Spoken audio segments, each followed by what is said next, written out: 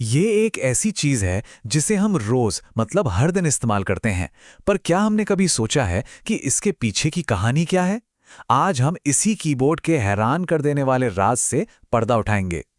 तो सबसे पहले वो सवाल जो सबके मन में आता है, कीबोर्ड पर ये अक्षर ए बी सी डी ऐसे सीधे सीधे क्यों नहीं होते? ये अजीब सा QWAYT वाला अरेंजमेंट आया कहाँ से? चलिए इसी गुत्थी को सुलझाते हैं। तो हमारा पहला सेक्शन है एक रोजमर्रा का रहस्य। अच्छा, तो सबसे पहले कीबोर्ड है क्या चीज? बहुत ही आसान भाषा में समझें तो ये एक टाइपराइटर जैसा ही इनपुट डिवाइस है। इसमें ये जो बटन होते हैं, जिन्हें हम कीज कहते हैं, इनकी मदद से ही हम कंप्यूटर में कोई भी जानकारी डालते हैं। और जानते हैं इसे बनाया किसने था? क्रिस्टोफर लैथम शोल्स ने। और मजे की बात यह है कि इन्होंने ही पहला प्रैक्टिकल टाइपराइटर भी बनाया था।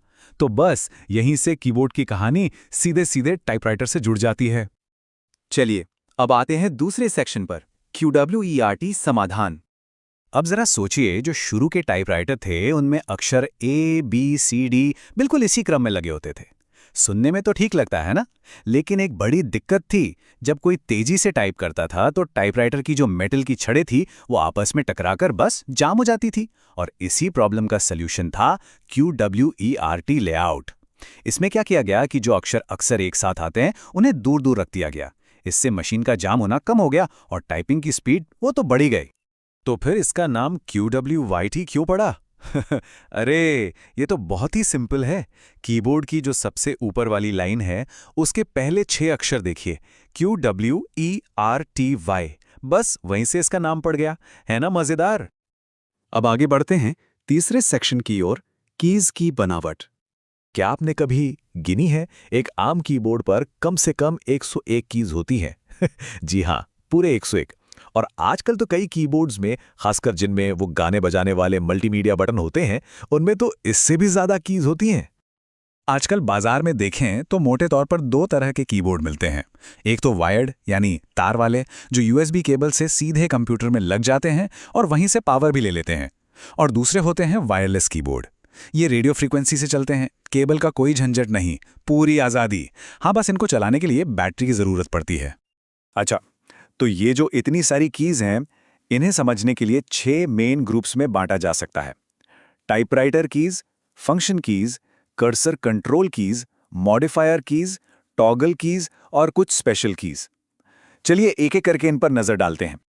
तो सबसे पहले कीबोर्ड का सबसे बड़ा और मेन हिस्सा, टाइपराइटर कीज। इसमें सारे अक्षर, नंबर और निशान होते हैं। और हाँ, दाईं तरफ वो जो छोटा सा कैलकुलेटर जैसा हिस्सा दिखता है ना, उसे न्यूमेरिक कीपैड कहते हैं। नंबरों से जुड़ा काम करने के लिए ये बहुत काम आता है।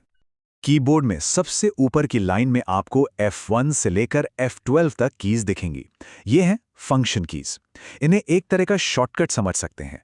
इनका काम फिक्स नहीं होता, बल्कि आप जो सॉफ्टवेयर इस्तेमाल कर रहे हैं उसके हिसाब से बदलता रहता है। और अब हमारा चौथा सेक्शन, नियंत्रण की कीज। अब आते हैं उन कीज पर जो हमें स्क्रीन पर घूमने फिरने में मदद करती हैं, यानी कर्सर कंट्रोल कीज।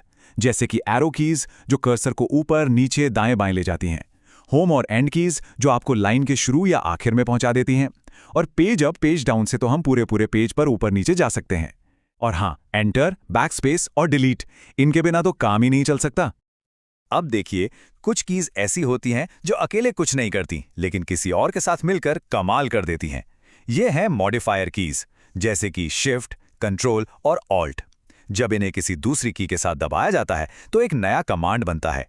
जैसे शिफ्ट के साथ ए दबाने पर कैपिटल ए टाइप हो जाता है। और फिर आते हैं टॉगल कीज।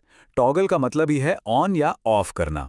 तो ये कीज एक स्विच की तरह काम करती हैं। ये किसी फंक्शन को या तो चालू कर देती हैं या बंद, जिससे बाकी कीज का काम करने का तरीका बदल जाता है।